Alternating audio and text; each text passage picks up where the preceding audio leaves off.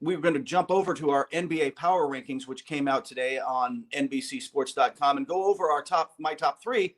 And at number 3, it's those very Los Angeles Clippers. What are the odds? What are the odds? This is, again, I think when you think about the teams that are going to challenge the Lakers, the Clippers are one of those teams on paper where you're like, I know Kawhi Leonard can play at a LeBron-like level in the playoffs for a stretch. He's not LeBron, but he can be that guy for a period of time. He did it with the Spurs. He did it with the Raptors. They have not only Paul George as a second guy on the wing, but they've got Serge Ibaka and Patrick Beverley. And there's depth and quality all over this roster. The question is, can they all get on the same page this year? And by the way, can they take the regular season seriously and build some good habits? Yeah. When your stars don't play for large swaths of the season, that is problematic as far as building chemistry is concerned. And that has been the problem with this team is the chemistry fixed? And that is still, we don't know. I love what Ty Lue did in bringing Dan Craig over from the Heat organization. He was Coach Spoelstra's lead assistant there. He was in the organization for 17 years. So he understands Heat culture. So when you bring in a culture guy to a team that is in a win-now scenario, and you have the consistency, at least Ty Lue was in the Clipper system before, right? So it's going to be a really interesting, alchemy there. But it really comes down to leadership and to see what Kawhi and Paul George bring to the table and whether they can make it happen. But they have all the talent. It's just chemistry. That's the question. And Kawhi's got to do some of that leadership, right? He's got to be doing some of that inside the locker room. And that's the same, I think, with the number 2 team on the list, which is the Milwaukee Bucks. A lot of this comes back to Giannis, right? Like they went and got Drew Holiday this offseason. They've talked about shifting things up and how they're playing. But at the end of the day, Giannis Antetokounmpo has to be back to MVP level and a little bit better than he's been to lead this team. You know what? They're going to finish with the best record in the East, I bet. But that's not even what we're going to judge. Boston might have something to say about that. Yeah, maybe. But we're not even going to judge them. Whatever their regular season record is, we're not going to judge them on that. They've graduated beyond, wow, they're good in the regular season. Yeah. So to me, this is just a bring in Notre Dame because I love Notre Dame and I went to school there.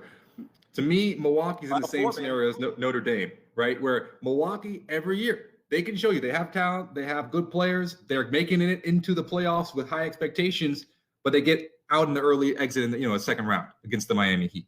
Like what? We're not living up to expectations here, and I feel like it's frustrating as a fan because you're like you have the best player, one of the best players in basketball. You have pieces now around Chris Middleton and Drew Holiday. Can you get it done? So I'm very curious. It basically comes down to one simple word for Milwaukee, and that is win. Win in the highest level. Win against the teams that you're supposed to beat in the playoffs, not just in the regular season, but when it matters and when the lights are shining brightest. And that's why. Notre Dame with Alabama, Notre Dame with Clemson, Notre Dame with Alabama again coming up. To me, it's a very similar scenario.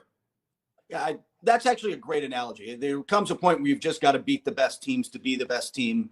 And that's kind of where the Bucks are now. They're going to have to get out of the East, and then they're eventually going to have to beat the best team, which is the team on top of the power rankings. It's the Lakers, right? It's all about the Los Angeles Lakers. They are the best team. They are the team. They've just, like I said, they've answered the questions. I know that they're going to be good, and I know that they're going to be good in the regular season because Montrezl Harrell is going to, and Dennis Schroeder, I think, are going to get LeBron some rest at the end of games. They are going to have that second unit that takes over the second half of a third quarter and blows a game, or second half of the first, second quarter, blows a game wide open. And LeBron is sitting there with ice on his knees through the fourth quarter. Those are the best memes, by the way, too. Him and AD with the ice on the knees. The Lakers last year, right? The question during the regular season was, is this team as good as we think they're going to be? And it basically came down to the bench.